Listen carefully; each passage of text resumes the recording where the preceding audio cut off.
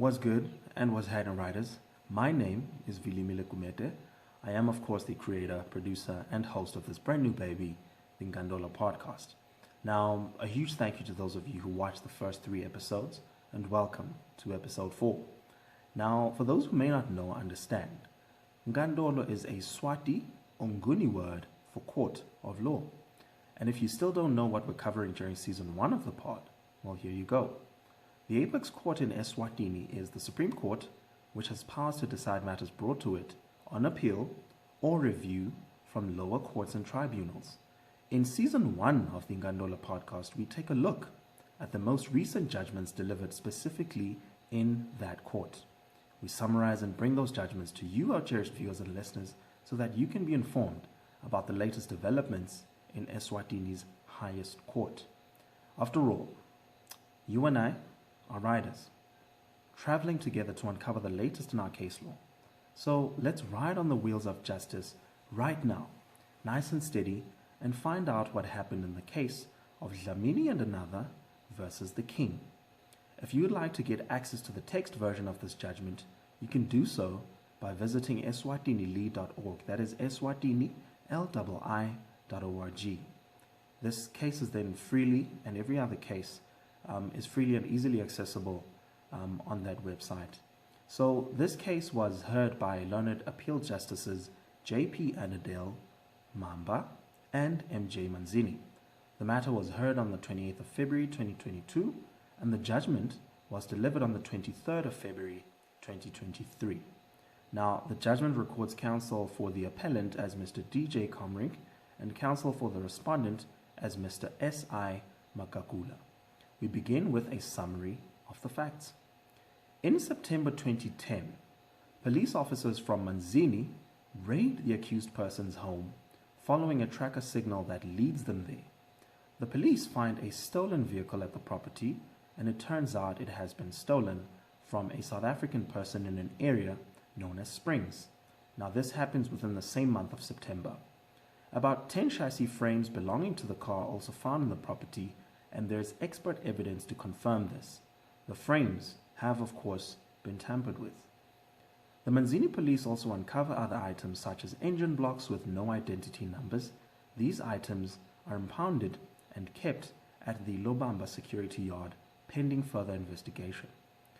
A close friend of the accused, accompanied by police, breaks into the security yard, steals the evidence, and the facts sort of become really murky after that. Now, the first accused is charged, then dockets go missing, and this places hurdles for the prosecution, who nevertheless proceed with the 72 counts against the accused and his co-accused. Now, let us know if you've got any thoughts on this background in the comments section. We proceed. The accused has 2 homes within the Manzini jurisdiction. He then claims that the home where the stolen items were found is one that he has since deserted due to marital problems. And then he attributes the presence of the stolen items to his wife and his friend. He acknowledges that the items are stolen, and he states that he is in the process of buying them. He acknowledges that if a vehicle has no VIN number, no job number, or an engine number, then it is illegal to possess it. He makes that concession. Now, the accused are convicted and sentenced. They launch then an appeal in the Supreme Court, and they file heads of argument. It is in their heads of argument that for the first time they raise allegations of bias against the trial judge. They say that he must recuse himself because remarks he made during their bail hearings indicate his bias. Now, the Crown objects to the accused's argument because they've elected to only raise the allegations of bias in their arguments without ever having raised them on their founding papers or on their notices of appeal. In other words, they want the court to consider an issue they never raised formally in the initiating papers. If you've ever watched the television show Suits or Boston Legal, you know that this is a grave error. Well, the accused realized their error and then they file a supplementary notice of appeal where they include bias and recusal as grounds for the appeal. Interestingly, they only do this 3 years later. Now, we've considered the facts, but what are the legal questions arising from this case? Firstly, can you amend your appeal papers without permission or without leave from the court to do so? The Supreme Court says, no, you cannot. According to the 1991 South African judgment of S versus Baloyi, the accused were confined to the grounds of appeal that they had pleaded on their papers. In other words, if you want to amend your appeal papers, you've got to ask the court for permission to do so. That's what you must do first.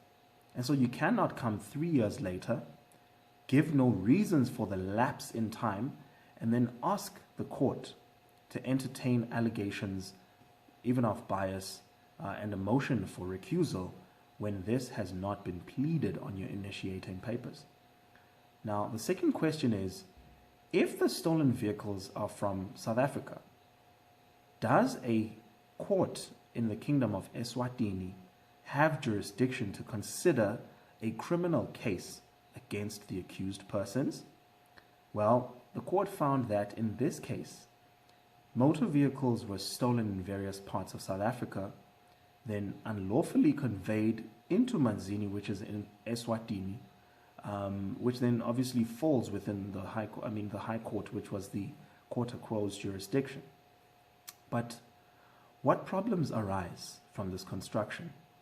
Well, the Criminal Law Procedure and Evidence Act was found in the case of in the 1995 case of Dlamini versus Rex to have no extraterritorial application. So what now, you may ask?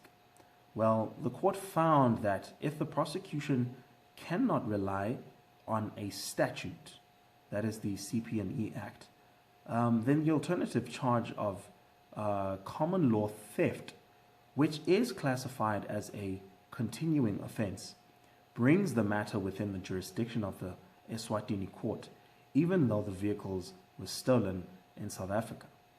Now, here's an interesting twist. In the 1987 South African case of S versus Krieger, the accused were charged with the theft of cattle from Bophuthatswana, which were conveyed into South Africa. However, there was no evidence at the time that the theft was also, or that theft rather, was also a continuing crime in Bophuthatswana, that is. So the accused were acquitted and discharged. So what was the Supreme Court's final finding on this issue of common law crimes versus statutory crimes? Well, the Supreme Court held that at common law, it does not matter whether the offense of theft is a continuing crime in the other country or not. What is important is whether the accused handled the stolen items within Eswatini in vito domino, which means without the consent of the owner. The third question is as follows. The relationship between the two accused persons was that of employer and employee. So the second appellant was a mechanic at the business premises of the first appellant. Now, did the court find any evidence that the employee deliberately and knowingly got involved with his boss's unlawful activities? Well, the Supreme Court found that there wasn't even an iota of evidence in this case to suggest this. The Crown therefore failed to prove its case beyond a reasonable doubt. And so for you legal minds, the court found that there was no common purpose between the two accused. If you'd like to read more about this concept, see the South African cases of S versus Mgedezi or S versus Safata. That being said, the Supreme Court in Dlamini found that each participant's guilt must be assessed and ascertained on his own intention or conduct. The employer's appeal was dismissed in this case, and the employee's appeal actually succeeded. And so the fourth question relates to the sentencing of the first appellant, or in other words, the employer. He was sentenced to 54 years if he fails to pay a fine and 39 years if he is able to pay it.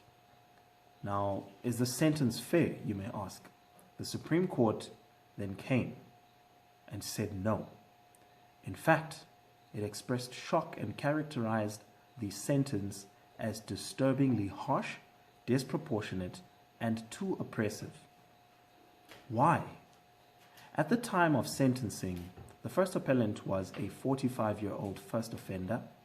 The court considered that there was no violence involved in the commission of the offenses. And then the final question is, what is an appropriate sentence for the accused then?